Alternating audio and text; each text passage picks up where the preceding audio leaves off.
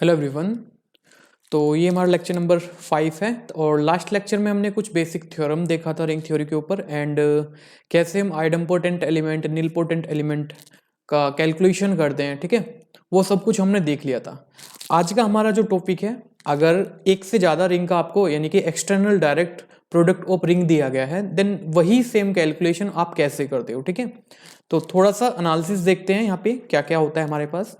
हमने देखा था अगर दो रिंग है आपके पास, कोई भी से यहाँ पे कोई रिंग है आपके पास R and S, be any two ring. ठीक है, देन जो एक्सटर्नल डायरेक्ट प्रोडक्ट था उसमें एलिमेंट किस तरह से डिफाइन होते हैं आपके, वो आपका रिंग बना रहा था component wise addition and multiplication.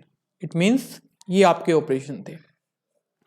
ठीक है, अब नेक्स्ट क्वेश्चन मेरा क्या है, अगर R एंड S आपकी रिंग विद यूनिटी हो जाए तो प्रोडक्ट के बारे में आप क्या कहोगे। तो प्रोडक्ट आपका जो होता है वो भी आपका रिंग विद यूनिटी होता है। ठीक है, और इसमें यहाँ पे आपका यूनिटी एलिमेंट क्या होगा, जो आपका प्रोडक्ट रिंग है 1 into 1, और वी कैन से यहाँ पे जस्ट नोटेशन मैंने दे दिया है जहां पे 1R यूनिटी R का है एंड 1S यूनिटी S का है। ठीक है, जैसे कि अगर आपसे कोई पूछे Z क्रॉस R का यूनिटी एलिमेंट क्या होगा, आपको पता है इसका यूनिटी एलिमेंट 1 है और इसका यूनिटी एलिमेंट 1 है, तो इसका यूनिटी एलिमेंट आपका 1 into 1 हो जाएगा।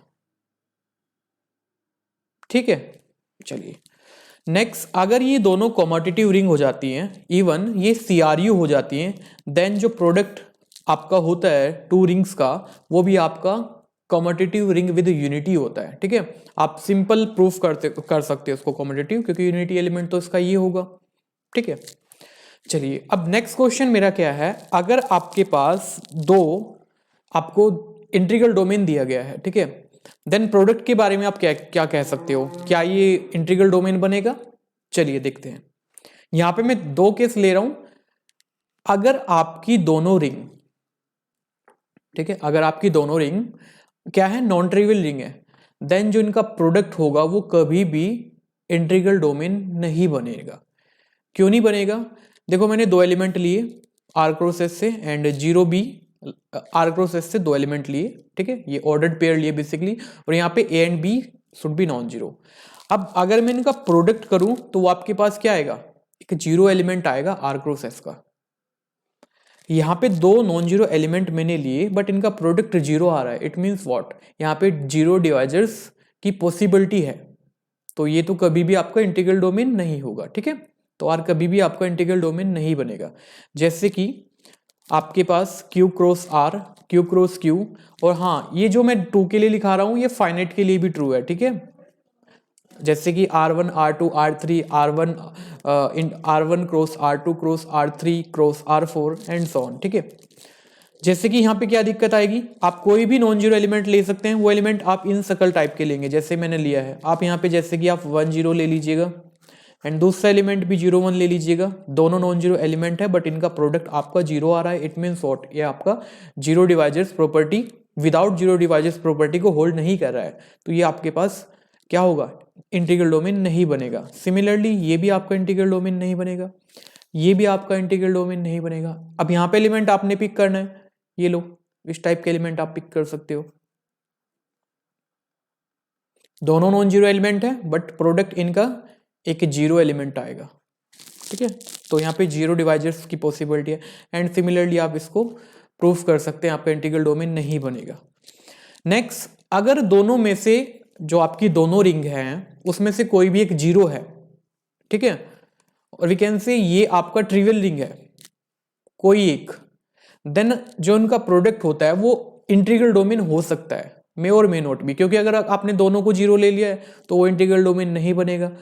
ठीक है, बट कंडीशन क्या है, आर और एस में से एक जीरो होगा और एक दूसरे वाला इंटीग्रल डोमेन होना चाहिए, देन यहाँ पे आप इंटीग्रल डोमेन बना सकते हो। जैसे कि Q cross zero, R cross this, ये सारे आपके क्या है, इंटीग्रल डोमेन है। ठीक है, क्योंकि यहां से आप कोई भी नॉन जीरो एलिमेंट लीजिए, अब इसके एलिमेंट दिखने में कैसे होंगे, लाइक जैसे मैं क्यू क्रॉस इसके लिए आपको बता रहा हूं बिल्कुल बेसिक, यहाँ पे एलिमेंट है ए जीरो टाइप के और ए आपका क्यू से आ रहा है। ठीक है, यहाँ पे दो नॉन जीरो एलिमेंट आपने लिए, ठीक है, एंड अब इनका प्रोडक्ट क्या होगा, ए इंटू बी 0। ये एंट्री कहाँ से आ रही है, क्यू से आ रही है। क्यू आपका हमें पता है कि फील्ड है, एवरी फील्ड आपका इंटीग्रल डोमेन होता है, तो ये विदाउट जीरो डिवाइजर्स प्रॉपर्टी को होल्ड करेगा, तो ये भी नॉन जीरो होगा क्योंकि ए एंड बी आपके नॉन जीरो हैं, यानी कि ये आपका विदाउट जीरो डिवाइजर्स प्रॉपर्टी को भी होल्ड कर रहा है एंड जो भी बाकी कंडीशन थी उन सभी को होल्ड कर रहा है, तो ये सारे आपके इंटीग्रल डोमेन है। ठीक है, जैसे कि क्वेश्चन लेते हैं यहाँ पे कौन सा इंटीग्रल डोमेन होगा, तो ये आपका इंटीग्रल डोमेन हो जाएगा। ठीक है, एंड ये आपका इंटीग्रल डोमेन हो जाएगा। सिमिलरली प्रूफ कर सकते हो, यहाँ पे एलिमेंट की शकल किस टाइप से होगी, 0 0 लाइक ए टाइप, ये आपका जनरल सेट होगा। देखो एक फर्स्ट लेक्चर में मैंने आपको ये बात बोली थी, जो भी आपको सेट दिया जाएगा उसके एलिमेंट देखने आने चाहिए। ठीक है, एंड आप बेसिक डेफिनेशन लगा के हर क्वेश्चन को सोल्व कर सकते हैं। अब ये इंटीग्रल डोमेन नहीं होगा, क्यों? अब देखो यहाँ पे कोई भी दो नॉन जीरो एलिमेंट ले सकते हो क्योंकि यहाँ पे प्रोडक्ट है। अभी हमने शो किया है कि इंटीग्रल डोमेन नहीं बनेगा। जैसे कि यहाँ पे आप एलिमेंट कौन से लोगे, 0 1 1, ठीक है, एंड दूसरा नॉन जीरो एलिमेंट आप ये पिक कर सकते हो, बट इनका प्रोडक्ट देखो नॉन जीरो आएगा। ठीक है, देन आप इसको भी डिस्कार्ड कर सकते हैं। Okay, next question. अब मुझे यहाँ पे बताना है कौन सा इंटीग्रल डोमेन होगा। देखो जो लास्ट लेक्चर में हमने किया था उसी का ये एप्लीकेशन है। यहाँ पे हमें इंटीग्रल डोमेन सिलेक्ट करना है। ठीक है, सबसे पहले जेडन की इंफॉर्मेशन मेरे पास आई थी। जेडन आपके पास इंटीग्रल डोमेन बन रहा था इफ एंड ओनली इफ, अगर एन आपके पास प्राइम था। लास्ट लेक्चर में प्रूफ किया है, तो 2 प्राइम है तो ये तो इंटीग्रल डोमेन होगा। अब ये इफ एंड ओनली इफ का केस है, तो यहां से मैं ऐसा भी लिख सकता हूं, अगर एन प्राइम नहीं हुआ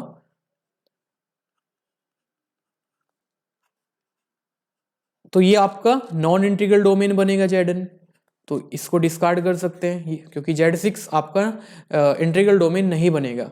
आप इसको डेफिनेशन से प्रूव कर सकते हैं। मैं इसके 2 नॉन जीरो एलिमेंट ले रहा हूं, बट 2 इंटू 3 आपका क्या आएगा, 6 अंडर मल्टीप्लीकेशन मॉडुलो 6, तो ये आपका 0 आएगा। तो विदाउट जीरो डिवाइजर्स प्रॉपर्टी आपकी होल्ड नहीं हो रही है। ठीक है, चलिए व्हाट अबाउट जेड आई आपका होता क्या है, A plus iota B, A and B आपके इंटीजर से आ रहे हैं। ठीक है, अब देखो ये आपका रिंग तो है, what is the unity element, 1 plus 0 iota, ये इसका यूनिटी एलिमेंट है। ये कमोटेटिव रिंग भी है। ठीक है, ओके, एंड जीरो डिवाइजर्स आपको चेक करना है। अगर आप इसके 2 नॉन जीरो एलिमेंट लोगे, क्या उनका प्रोडक्ट कभी कभी जीरो आ सकता है? Just think about it. आपने कोई नॉन जीरो एलिमेंट लिए like A plus iota B, second element आपने सी प्लस आयोटा डी लिया, देन इनका प्रोडक्ट आपका कभी जीरो आएगा? कभी भी जीरो नहीं आएगा। ठीक है, तो ये भी आपका क्या हो गया, इंटीग्रल डोमेन हो गया, क्योंकि ये सारी कंडीशन को सेटिस्फाई कर रहा है। ठीक है, चलिए यहां पे थोड़ा डिस्कशन कर लेते हैं। जनरल जेडन आपके पास क्या होता है, जेडन आयोटा आपके पास क्या होता है, ए प्लस आयोटा बी, और यहां पे ऑपरेशन कौन सा होता है, एडिशन मॉडुलो एम, यहां पे जो प्लस ले रहे हैं आप। ठीक है, और यहां पे जो ए एंड बी हैं वो आपके कहां से आ रहे हैं, जेडन से आ रहे हैं। इस टाइप के एलिमेंट यहां पे होते हैं क्योंकि जेडन का स्ट्रक्चर आपने देखा था। ठीक है जी, अब यहां पे इस टाइप के एलिमेंट आ रहे हैं। अब मुझे ये बताइए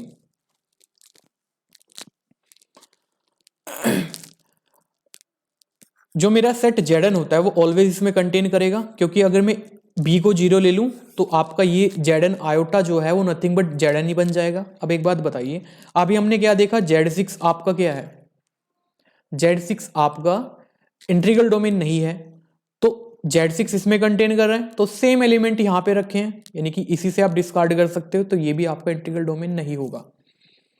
ठीक है, अब देखो यहीं से मैं एक रिजल्ट, जनरल रिजल्ट इसके लिए लिखूंगा कि कब आपका जेड एन यानी कि गॉसियन इंटीजर मॉडुलो एन कब आपका इंटीग्रल डोमेन बनाता है। ठीक है, देखिए अब जब जब एन, आप देखो यहां से केस तो मिल गया, जब एन आपका प्राइम नहीं होगा, ठीक है, तो हमें पता है जेड एन ऑलवेज कंटेन करता है इसमें, और Z N not equal to prime के लिए नॉन इंटीग्रल डोमेन होता है। तो ये हम इतना लिख सकते हैं यहां से, Z N iota is not integral domain. ठीक है, एक फैक्ट तो ये आ गया।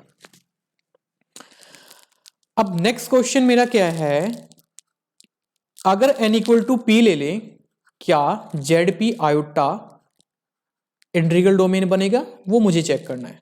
चलिए मैं Z2 इसको चेक करता हूं, Z2 आयोटा को। ठीक है, इसको मैं रफ कर यहां से इसको मिटा देते हैं।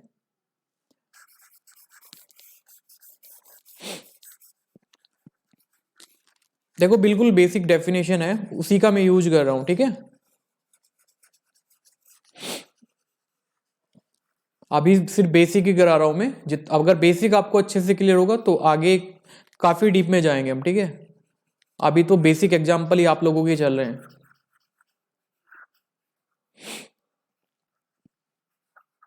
आगे जाके हम रिंग ऑफ फंक्शन, मैट्रिक्स की जो रिंग होती है उन सब पे डिस्कशन करने वाले हैं, power set of natural number.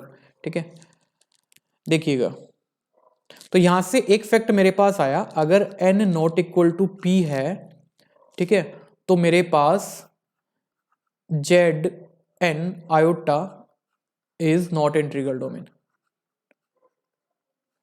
ठीक है, अब सेकंड मुझे वेरीफाई करना है, अगर एन पी हुआ, क्या मेरा Z P iota integral domain होगा कि नहीं होगा, ये मुझे चेक करना है। अब जरा Z2 को देखता हूं मैं, इसको देखता हूं Z2 आयोटा को। मैंने एक एलिमेंट पिक किया 1 प्लस आयोटा। पहले Z2 आई में एलिमेंट आपके होते हैं कौन कौन से, वो एक बार देख लीजिए। a प्लस आयोटा b, और यहाँ पे a एंड b आपके कहाँ से आ रहे हैं, Z2 से। Z2 यानी कि 0 एंड 1 इनकी पॉसिबिलिटी है। तो यहाँ पे एलिमेंट कौन कौन से आएंगे, 0 आएगा, अगर दोनों को आप 0 रखोगे। 1 आएगा, ठीक है, आयोटा आएगा एंड 1 प्लस आयोटा, ये 4 एलिमेंट यहाँ पे आएंगे। अगर मैं ये एलिमेंट पिक करूं 1 प्लस आयोटा, ये आपका नॉन जीरो एलिमेंट है जो कि Z2i से आ रहा है। एंड अगेन अगर मैं इनका प्रोडक्ट करूं 1 प्लस आयोटा 1 प्लस आयोटा, इनका प्रोडक्ट आपका क्या आएगा, बेसिकली 1 प्लस आयोटा का स्क्वायर बन गया है, यानी कि 1 प्लस आयोटा का स्क्वायर यानी -1 प्लस 2 आयोटा, ये इससे कैंसिल आउट। बट ऑपरेशन यहाँ पे कौन सा है, addition modulo 2 and multiplication modulo 2, तो ये अभी आपका 0 हो जाएगा। अब ये नॉन जीरो एलिमेंट है, प्रोडक्ट 0 आ गया, इसका मतलब क्या है कि यहाँ पे 0 डिवाइजर्स की पॉसिबिलिटी है, यानी कि 1 plus iota is 0 divisors. It means what, ये आपका इंटीग्रल डोमेन नहीं होगा। तो ऐसा भी जरूरी नहीं है। देखो एक बात तो क्लियर है, अगर प्राइम नहीं हुआ तो देखते ही कट कर देंगे, इंटीग्रल डोमेन नहीं होगा। बट अब यहाँ पे क्या हुआ, अगर प्राइम है तब पर भी यहाँ पे दिक्कत आ गई, क्योंकि 2 हमारा प्राइम था तो ये इंटीग्रल डोमेन नहीं बना। अब ऐसी क्या कंडीशन यहाँ पे इम्पोज करूँ मैं कि मेरा जो ये स्ट्रक्चर है ZNI वो मेरा इंटीग्रल डोमेन बना दे। ठीक है, इसके प्रूफ पे भी नहीं जा रहा हूँ, बेसिक प्रूफ है, आप किसी भी बुक में फाइंड आउट कर सकते हैं, मुझे एप्लीकेशन पे वर्क करना है यहाँ पे।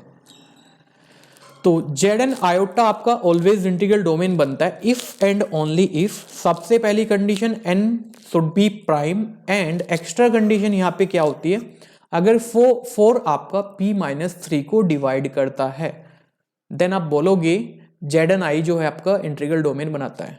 जैसे कि एक एग्जांपल मैंने लिया, इसको मुझे वेरीफाई करना है।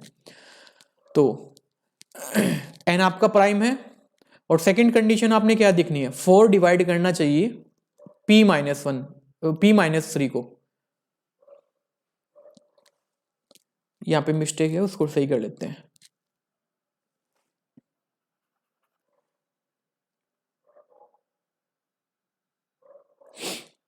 हाँ जी, 4 डिवाइड p-3, ठीक है। अब यहां क्या आएगा आपका 26, 4 26 को डिवाइड करेगा, नहीं करेगा, तो इसलिए ये इंटीग्रल डोमेन नहीं होगा। अब जैसे मुझे सेकंड चेक करना है, Z7 आयोटा, ये आपका इंटीग्रल डोमेन बन जाएगा क्योंकि n इक्वल टू आपका 7 यानी कि आपका प्राइम नंबर है। ठीक है जी, एंड सेकंड कंडीशन 4 डिवाइड 4-3 यानी कि 4 को डिवाइड करता है, तो ये आपका इंटीग्रल डोमेन है। एक क्वेश्चन और लिखते हैं कि यहाँ पे कौन सा फील्ड होगा, क्योंकि हमें फील्ड का भी डेफिनेशन पता है। ठीक है, ऑप्शन बी को फील्ड बोल सकते हैं। वाई, क्योंकि हमें पता है जितने भी फाइनाइट इंटीग्रल डोमेन होते हैं, क्योंकि कल मैंने 3 थ्योरम जो लिखाया है उनको आपको वे आपके याद होनी चाहिए, ठीक है। उनका एप्लीकेशन बहुत ज़्यादा है, क्योंकि हमने वहाँ पे क्या देखा था, फाइनाइट के लिए ही तो प्रूफ किया था। तो वहाँ से रिजल्ट निकला था every finite integral domain must be a field, और ये आपका इंटीग्रल डोमेन है तो ये आपका फील्ड बनेगा, क्योंकि इसमें एलिमेंट कितने हैं, फाइनाइट है। ओके, व्हाट अबाउट दिस, यहाँ पे n आपका 25 है, नॉट प्राइम, तो ये आपका इंटीग्रल डोमेन और वी कैन से फील्ड नहीं बनेगा, ठीक है। क्योंकि अगर फाइनाइट है इंटीग्रल डोमेन है तो फील्ड होता है, इफ एंड ओनली इफ का केस है। अब यहाँ पे n इक्वल टू आपका क्या है, प्राइम है, तो ये फाइनाइट इंटीग्रल डोमेन है तो ये फील्ड बनेगा। व्हाट अबाउट f फील्ड बनेगा। अब यहाँ पे आप वेरीफाई कर सकते हैं 1 इंटू 0, अगेन सेम एलिमेंट ले सकते हो, 0 इंटू 1 नॉन जीरो एलिमेंट है बट प्रोडक्ट आपका 0 आ रहा है, तो ये आपका इंटीग्रल डोमेन ही नहीं है, तो फील्ड पे तो जाने की ही जरूरत नहीं अगर इंटीग्रल डोमेन ही नहीं है, ठीक है। हाँ जी, लास्ट एलिमेंट ये आपका इंटीग्रल डोमेन नहीं है तो ये फील्ड भी नहीं बनेगा। अब यहाँ पे देखिए व्हाट अबाउट जेड आयोटा, अगर मैं एक एलिमेंट लूं 3 आपका नॉन जीरो एलिमेंट है जेड आयोटा का, क्या 3 का इनवर्स, यहाँ पे यूनिटी एलिमेंट इसका क्या है 1, ठीक है। अब 3 का इनवर्स एग्जिस्ट करेगा, ये मुझे चेक करना है। यहाँ पे मुझे फिल क्या करना पड़ेगा 1/3, ठीक है। ओके, तो 3 का यहाँ पे इन मल्टीप्लिकेटिव इनवर्स ही एग्जिस्ट नहीं कर रहा है, क्योंकि 1/3 आपका क्या है जी, रेशनल है ना कि इंटीजर्स। और हमने आपको इसका यूनिट सेट भी बताया था, वो क्या आया था -1 1 प्लस माइनस आयोटा, आना क्या चाहिए था, इसमें से 0 एलिमेंट को निकाल के उसके इक्वल आना चाहिए था, तो ये आपका फील्ड नहीं बनेगा, ठीक है। आप कैसे भी कर सकते हैं, बेसिक डेफिनेशन लगाइए, यूनिट वाला कॉन्सेप्ट लगाइए, जो भी आपने करना है, ठीक है। तो आई होप अब बेटर तरीके से सारे स्टेटमेंट आपको क्लियर होंगे कैसे आपको अप्लाई करने हैं, ठीक है। नेक्स्ट देखो मेरा टारगेट क्या है, कल मैंने बताया था कि देखो जैसे आपको जेडएम दिया, आपने सिंगल रिंग के लिए आपने निलपोटेंट आइडोम्पोटेंट जो भी कुछ था वो आपने सब निकाल लिया था, ठीक है। अब प्रोडक्ट के लिए कैसे देखना है मुझे कि क्या कोई फैक्ट है, वो सब कुछ देखता हूं मैं, ठीक है। तो प्रोडक्ट रिंग है बेसिकली R क्रॉस S, और R एंड S आपके पास ऑलरेडी रिंग है, एंड हमें पता है जो एक्सटर्नल डायरेक्ट प्रोडक्ट है ये रिंग बनाता है under component wise addition and multiplication, ठीक है। चलिए कुछ कैलकुलेशन करनी स्टार्ट करता हूं। सबसे पहले मैं देख रहा हूं कि आइडम्पोटेंट एलिमेंट को कैसे कैलकुलेट करते हैं। देखिए मैंने एक एलिमेंट लिया R क्रॉस S से, मान लेते कि आइडम्पोटेंट एलिमेंट है। अगर ये आइडम्पोटेंट एलिमेंट है तो ये R क्रॉस S का जो आइडम्पोटेंट एलिमेंट का सेट रहा होगा उसका मेंबर होगा, ओके।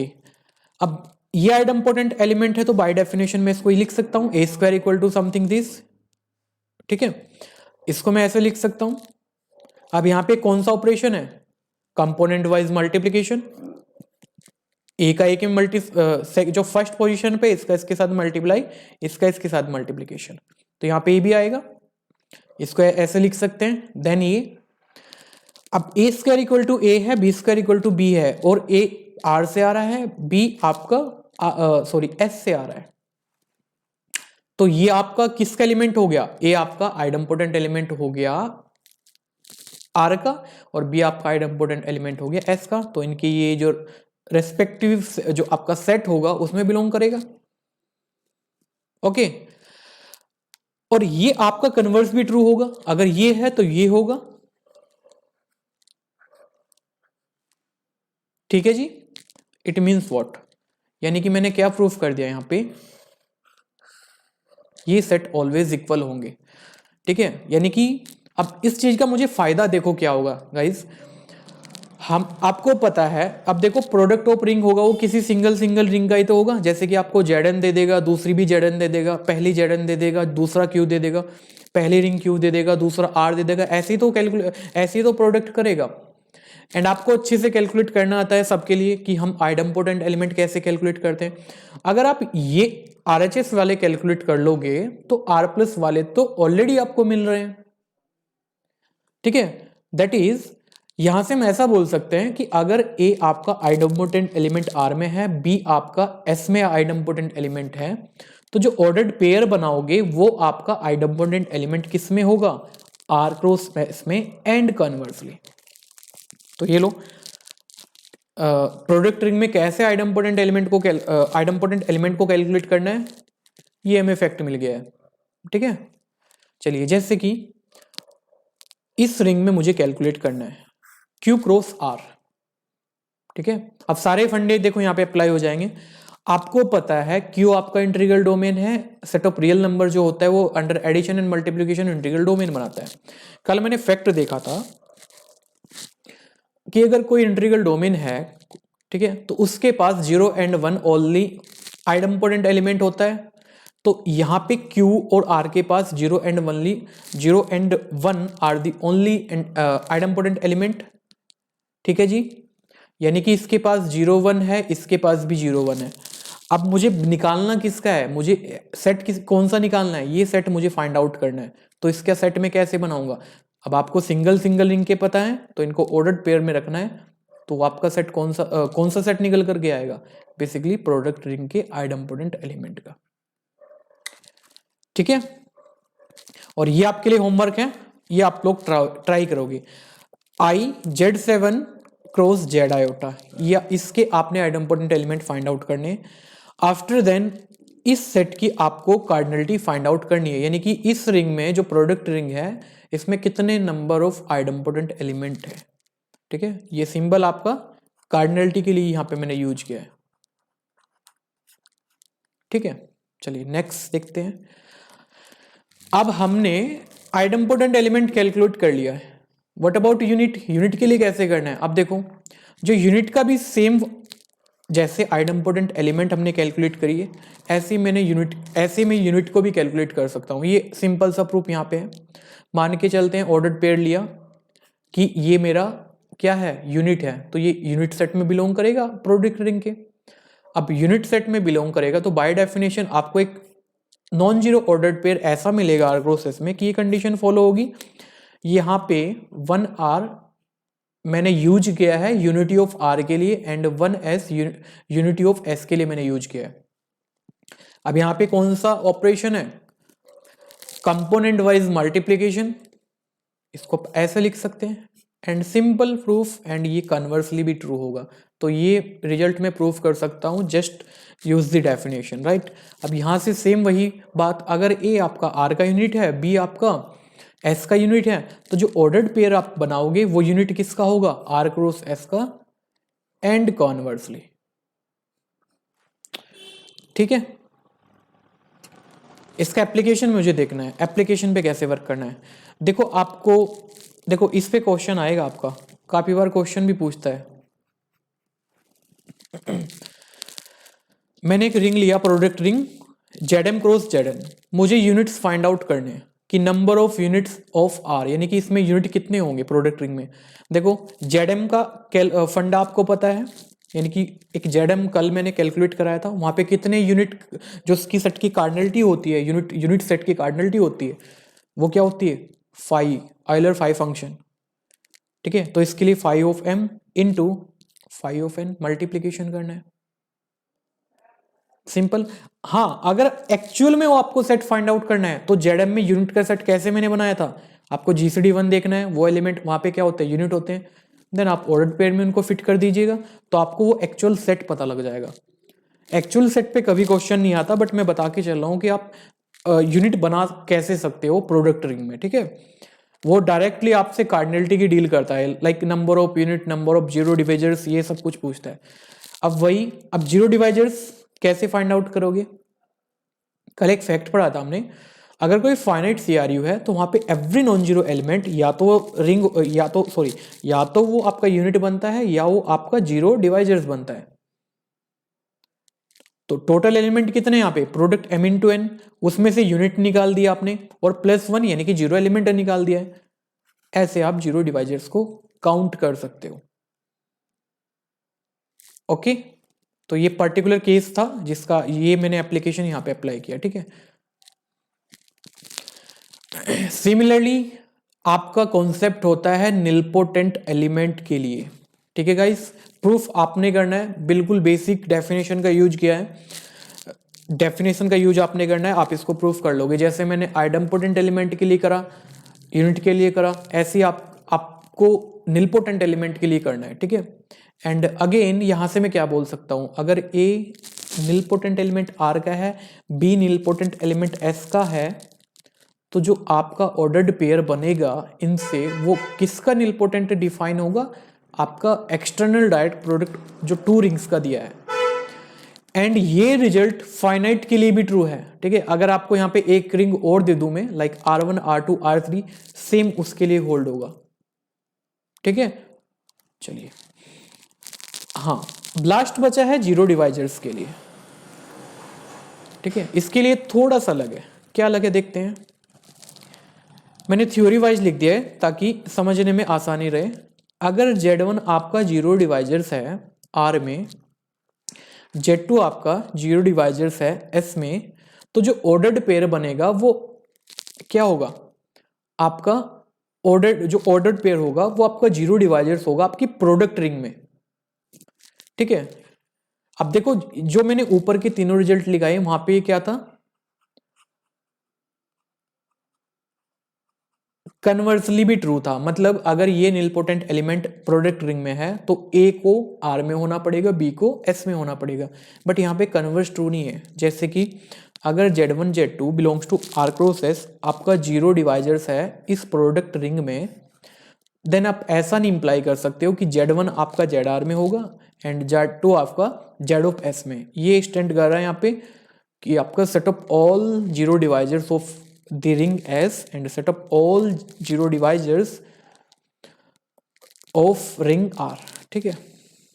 एक काउंटर एग्जांपल यहाँ पे देख लेते हैं, कन्वर्स ट्रू नहीं है, और इन पर्टिकुलर ऐसा बोल सकते हैं ये दोनों सेट एक्चुअल में इक्वल नहीं होते हैं, ठीक है। देखो यहाँ पे मैंने R को Z10 लिया, S को Z5 लिया। मुझे सबसे पहले इसके एलिमेंट में फाइंड आउट कर रहा हूँ जो आपका ये है, इसके मैं क्या फाइंड कर रहा हूँ, जो आपके जीरो डिवाइजर्स हैं Z ऑफ Z10, इसके मुझे जीरो डिवाइजर्स चेक करने हैं। अब देखो Z10 के जीरो डिवाइजर्स कैसे आपने कैलकुलेट करे थे, अगर आप इसमें से यूनिट माइनस कर दो तो आपके क्या बचते हो, जीरो डिवाइजर्स ही तो बचते हैं ना, ठीक है। यानी कि और जीरो डिवाइजर्स कौन से होंगे, यानी कि जिनका GCD 1 नहीं होगा, तो यानी कि 2 होगा, 4 होगा, 5 होगा, 6 होगा एंड 8 होगा। Z7 में जीरो डिवाइजर्स कितने होंगे, सॉरी Z5 में।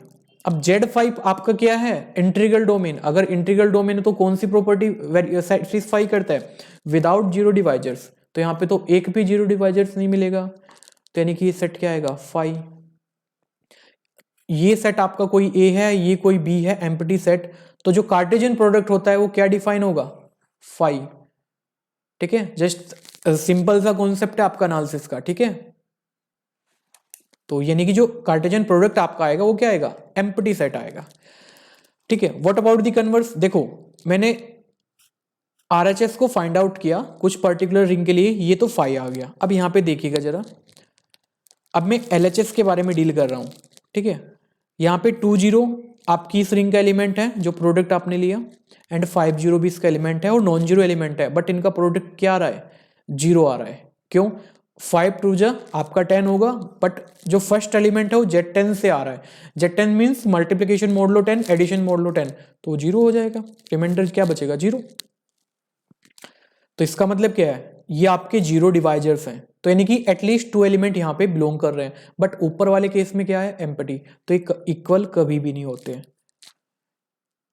कुछ केस में हो जाएंगे, इक्वल हो जाएंगे कुछ केस में, बट ऑलवेज ट्रू नहीं है। बट हाँ, वन साइडेड ये स्टेटमेंट आपका ट्रू है, यानी कि आप जीरो डिवाइजर्स काउंट कर सकते हो।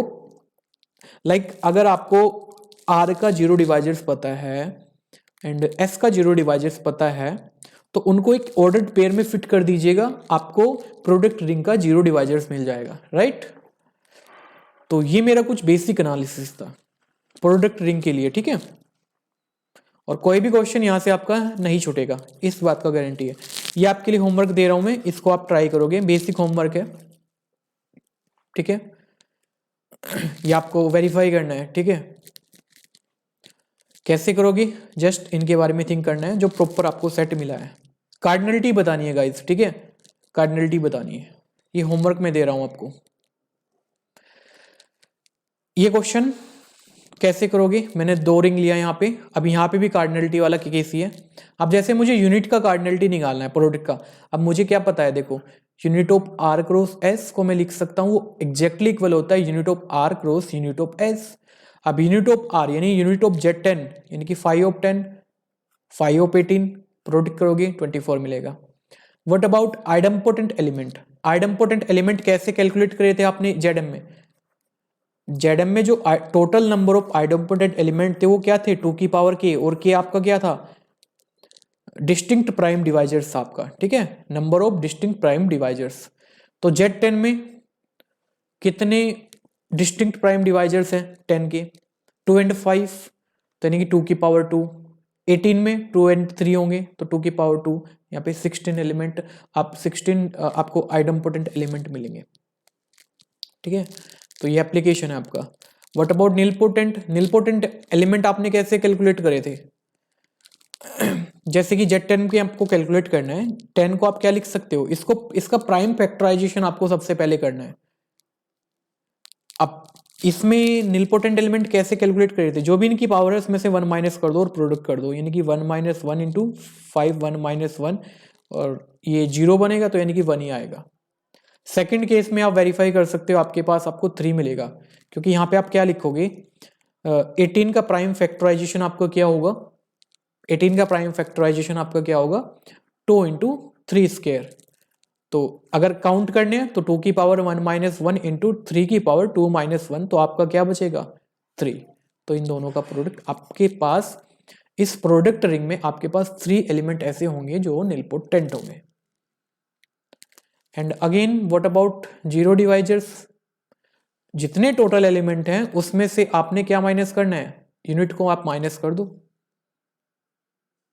यूनिट को आप माइनस कर दो, और +1, इसलिए 1 को भी माइनस करना पड़ेगा क्योंकि 0 उसको हम क्या काउंट करेंगे, ना वो यूनिट होता है, ठीक है, और ना ही वो जीरो डिवाइजर्स होता है, और बाकी जितने भी एलिमेंट होंगे वो क्या बचेंगे, आपके जीरो डिवाइजर्स। बट यहाँ पे ध्यान रखिएगा, बी केयरफुल, ये फैक्ट आप तभी लगा सकते हैं जब आपके पास CRU हो। फाइनाइट CRU के लिए मैंने जो फर्स्ट थ्योरम बताया था, अगर कोई फाइनाइट CRU है then every non zero element is either unit और जीरो डिवाइजर्स। अब यहाँ पे आप वेरीफाई कर सकते हैं इजिली, Z10 Z18 आपका CRU है, क्योंकि R1 भी आपका CRU है, R2 भी आपका CRU है, तो प्रोडक्ट आपका CRU है, ठीक है। तो ऐसे आपको वर्क करना है। अगेन एक होमवर्क आपको मैं दे रहा हूं, ये इंपॉर्टेंट है काफी, ठीक है। इसके आपने जो यूनिट सेट आएगा उसकी कार्डिनलिटी बतानी है। 4 ऑप्शन आपके लिए बनाए हैं, फाइनाइट, इनफाइनाइट, काउंटेबल, अनकाउंटेबल। कौन सा ऑप्शन यहाँ पे फिट होगा या राइट होगा वो आपने टिक करना है, ठीक है। मैं तो डिस्कस कराऊंगा ही गाइस अगले लेक्चर में, बाकी एक बार आपको ट्राई करना है, ठीक है। चलिए अब हम डिस्कस कर लेते हैं जो होमवर्क लास्ट क्लास में आपको दिया था, ठीक है। तो ये प्रोडक्ट रिंग का एनालिसिस इतना ही था, बाकी आगे जो भी होगा उसको हम साथ साथ करते जाएंगे। अभी एटलीस्ट आपका बेसिक कवरअप हो जाएगा, ताकि आपको जब मैं हायर उस पर थोड़ा जाऊंगा तो आपको दिक्कत ना हो, ठीक है। मेन यहाँ पे जो टास्क है हमारा वो मैक्सिमल आइडियल, पॉलिनोमियल रिंग और उसका रिड्यूसिबल क्राइटेरिया क्या होता है एंड इररिड्यूसिबल क्राइटेरिया क्या होता है, वो मुझे डिस्कस करना है, and basic of field theory, ठीक है। मैक्सिमल आइडियल आपके क्या होते हैं, quotient ring and ring homomorphism, ये यहाँ से स्ट्रेट फॉरवर्ड क्वेश्चन आते हैं आपके CSIR नेट की बात करें तो, ठीक है। यहाँ से अब देखो वही बात है, शुरू के जो 5-10 लेक्चर होंगे वो आपके लिए MSc एंट्रेंस एग्जाम के लिए काफ़ी हेल्पफुल रहेंगे, वहीं से क्वेश्चन आता है, जैसे कि आपका यूनिट पूछ लेगा जितना भी एनालिसिस मैं करा रहा हूँ। आफ्टर दैट अगर आप बात करें CSIR की, तो 5-10 लेक्चर के बाद का जो पोर्शन है वो वहाँ पे मतलब मोस्टली क्वेश्चन वहीं से पूछे जाते हैं, ठीक है, और गेट का भी यही सीन है। चलिए होमवर्क डिस्कशन करते हैं। होमवर्क आपको क्या दिया था, कोई भी एक कॉम्पिटिटिव रिंग था, उसमें दो इम्पोर्टेंट एलिमेंट थे, तो आपको पूछा गया था a plus B and a dot B के बारे में क्या कह सकते हो। तो ये ट्रू स्टेटमेंट है, इसको प्रूफ कर लेते हैं। अगर a और b निलपोटेंट एलिमेंट है तो बाय डेफिनेशन में कुछ ऐसा लिख सकता हूँ। देखो अब मेरा टारगेट क्या है, a प्लस बी को दिखाना, a इंटू बी को दिखाना कि ये निलपोटेंट एलिमेंट है। अब मैंने दोनों की पावर m प्लस एन करा यहाँ पे। अब यहाँ पे मैं यूज क्या कर रहा हूँ, बायनोमियल एक्सपेंशन में यूज करूं तो इसको मैं क्या लिख सकता हूं, n plus M C zero A to the power n plus M B to the power zero plus, अब की देखो a की पावर रिड्यूस होती जाएगी, b की पावर इंक्रीज करती जाएगी, n plus M into n plus M C one और a to the power m plus one minus one और b की पावर क्या हो जाएगा 1। b को इंक्रीज करोगे एंड a को डिक्रीज करते जाओगे एंड आपका ये केस भी बनेगा, कहीं पे m आएगा आपके पास तो यहाँ से mm कैंसिल आउट हो जाएगा, ठीक है, और b की पावर m रहेगा एंड लास्ट एलिमेंट आपका जो होगा वो ये होगा n plus M C N plus M A to the power n plus M minus N plus M, क्योंकि आप जाओगे कहाँ तक, अगर पावर n प्लस एम है n प्लस एम तक जाओगे तो b की पावर कितनी हो जाएगी n प्लस एम। अब जो वैल्यूज हैं इनको आपने पुट कर देना है, आपको थ्रू आउट जो RHS है वो जीरो मिलेगा। जैसे कि यहाँ पे देखो a की पावर n जीरो बन रहा है, अब जैसे a की पावर यहाँ पे जीरो रखोगे तो फर्स्ट टर्म टोटली जीरो हो जाएगा, ठीक है। यहाँ पे again a to the power m है तो जीरो हो जाएगा एंड यहाँ पे b to the power m है तो जीरो हो जाएगा एंड लास्ट में again b to the power m zero है तो लास्ट टर्म भी आपका जीरो हो जाएगा। तो यहाँ से मैंने क्या प्रूफ कर दिया है, a प्लस बी आपका क्या है निलपोटेंट एलिमेंट, क्योंकि आपको एक नेचुरल नंबर मिल गया, दो नेचुरल नंबर का सम नेचुरल नंबर ही होता है, इसको आप कुछ के बोल सकते हो। तो यहाँ से आपने क्या प्रूफ कर दिया, a to the power k a plus b to the power k should be zero for some k। It means what, a plus B आपका निलपोटेंट एलिमेंट होगा, ठीक है। सेकंड क्वेश्चन क्या है, क्या ये हर रिंग के लिए ट्रू होगा। अब यहाँ पे मैंने कॉम्पिटिटिव रिंग के लिए प्रूफ किया है तो ऐसा जरूरी नहीं है। अगर रिंग कॉम्पिटिटिव नहीं हुआ तो ये ऑप्शन ये ट्रू नहीं हो सकता है, ठीक है, हो भी सकता है नहीं भी हो सकता है, नीड नॉट बी, ओके। जैसे मैंने एक ये लिया, आप वेरीफाई कर सकते हैं ये जो रिंग है आपका ये नॉन कॉम्पिटिटिव रिंग है, ठीक है। दो एलिमेंट मैंने यहाँ पे लिए एंड वेरीफाई कर सकते हैं, दोनों का स्क्वायर करने पे जीरो आ रहा है, यानी कि a एंड b आपके निलपोटेंट एलिमेंट है। अब सम करके यहाँ पे क्या आ रहा है, ये जो कि आपका निलपोटेंट एलिमेंट नहीं है, क्योंकि a प्लस बी का स्क्वायर करने पे आपको आइडेंटिटी मिल गया है यहाँ पे। अब आगे जितनी मर्जी आप इसकी पावर करो कभी भी आपको जीरो एलिमेंट नहीं मिलेगा, क्योंकि वहां पे आइडेंटिटी बनता रहेगा, ठीक है, ओके।